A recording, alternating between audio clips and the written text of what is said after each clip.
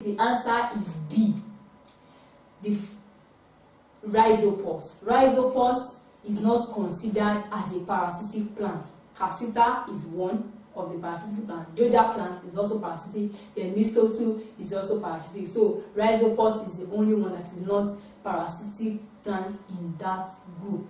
Then the last question: which of the following is a polysaccharide? That is, it has more than 2 units of sugar, of glucose units. More than 2 glucose units is only cellulose. Glucose is monosaccharide, so also is sucrose. So it's only cellulose that is a polysaccharide in this group. Now we'll be considering basic ecological concepts, and we'll be talking about various terms that are associated with ecology and ecological concepts. So, and the first that we'll be talking about is ecology. What is ecology itself? Ecology is the study of relationships of living organisms with each other and their environment. The study of relationships between living organisms and their environment. For instance, we said living organisms are majorly plants and animals. So the study of relationships of plants and animals within themselves, then their environment, everything that constitutes their environment, water, light, sunlight, soil factors, everything that has to do with the living organisms and the organism itself. That's what ecology is all about. So the study of relationships of living organisms with each other, that is among the living organisms and their environment, the non-living part of their life. Then ecology is divided into 2. That is, the study of this relationship is divided into 2: horticology and syncology. Horticology is a detailed study of individual species throughout its life history in relation to its living and non-living components of its environment. The detailed study of an individual species, say a particular animal, a goat, throughout its life history from birth till death, and its relationship with the environment. That's what horticology is all about. A particular species, then a detailed study of that species from throughout its lifetime with its relationship with its environment. That's what we call horticology. While syncology is the study of plants and animals with its non-living components and relationship with each other. The difference between horticology and syncology is this: horticology is more detailed and particular about an individual species, while syncology is like a generalized study of plants and animals with its non-living components and relationship with each other.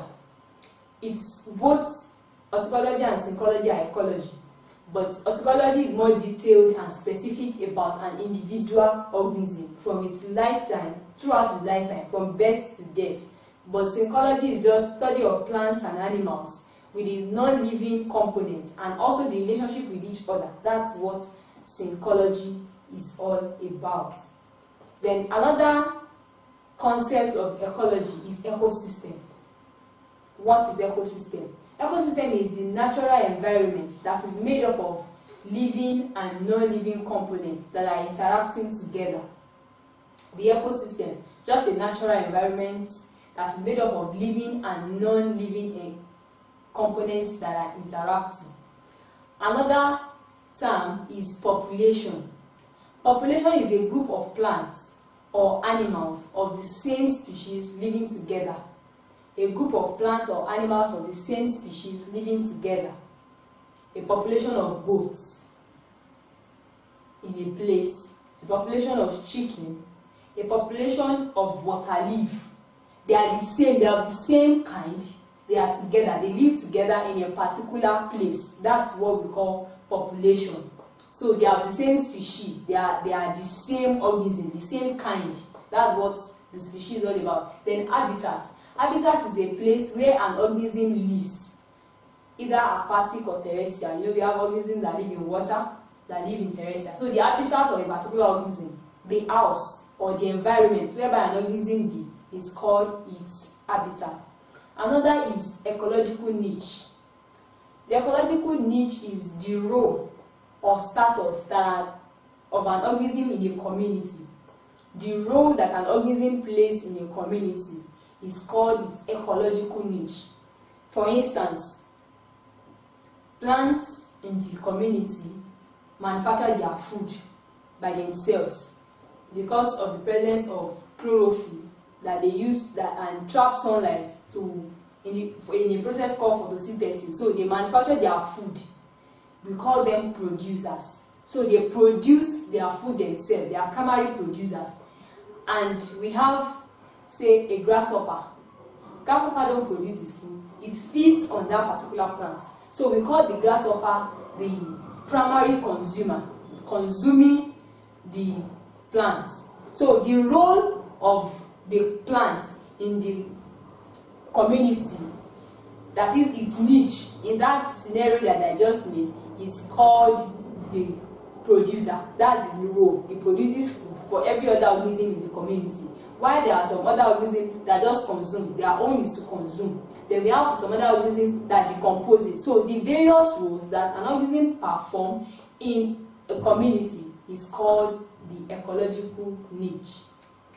Then the community. What is a community? A community is a naturally occurring group of different organisms living and interacting together in a particular habitat. Group of organisms that live together.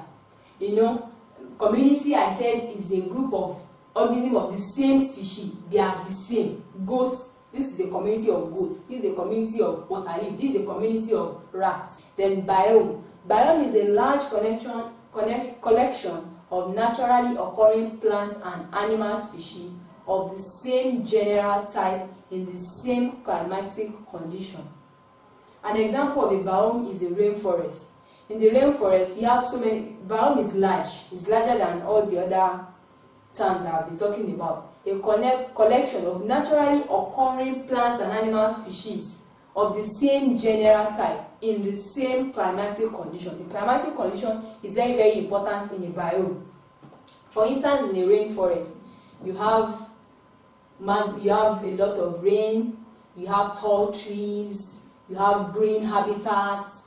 It's a very, very lovely environment to build. Rainforest, you can find so many plant community in that biome. You can find so many. Unlike comparing the rainforest biome to a desert, you find short trees, scanty.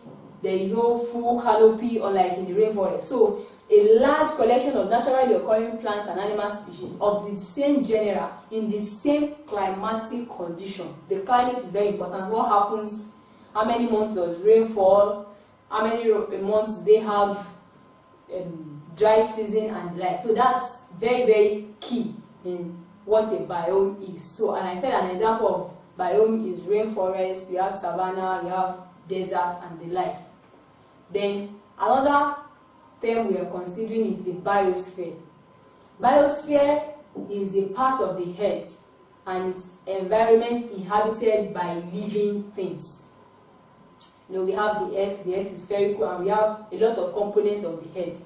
But now, biosphere is a part of the earth whereby there are living things. Bio means life from our biology. So, biosphere is a part of the earth whereby it is inhabited by living things. There are some parts of the earth that is not inhabited by living things. That is, living things don't live there. But everywhere on the earth, you can find living things. That's the part that is called the biosphere. And the biosphere includes the lithosphere. The lithosphere is a solid part of the earth, the solid part of the biosphere. Then we have the atmosphere. This is the atmosphere. Atmosphere is the envelope of air surrounding the earth. That's the atmosphere. Then we have the hydrosphere. Hydrosphere is the part where we have the water. So the water surrounding the earth, that's the hydrosphere. Then we're still talking about the ecosystem now. We have two major components of the ecosystem. One, the biotic and the abiotic.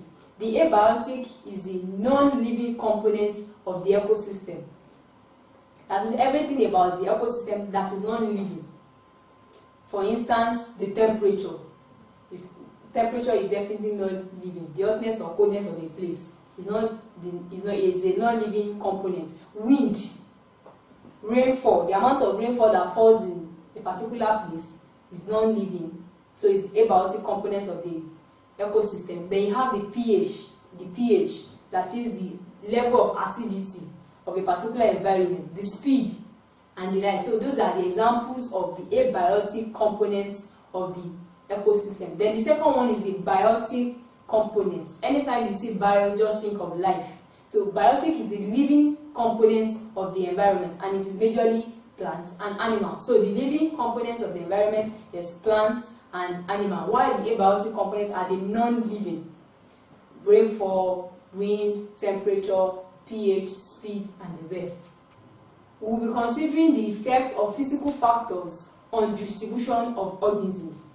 What are the effects of physical factors? I just mentioned some of them: rainfall, light, temperature, and the like. So what effects do physical factors have on the distribution of organisms?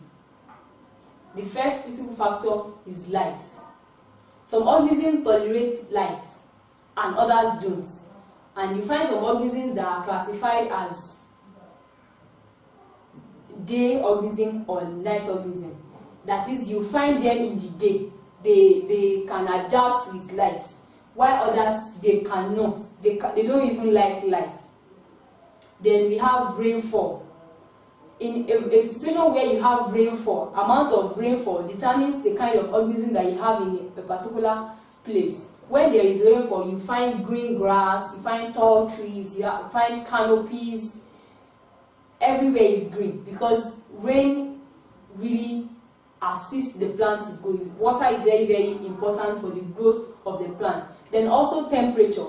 Temperature is a key factor. The hotness or coldness of a particular place determines the kind of organisms that survive in that environment. So temperature is also another physical factor that is very key in distribution of organisms. Then wind.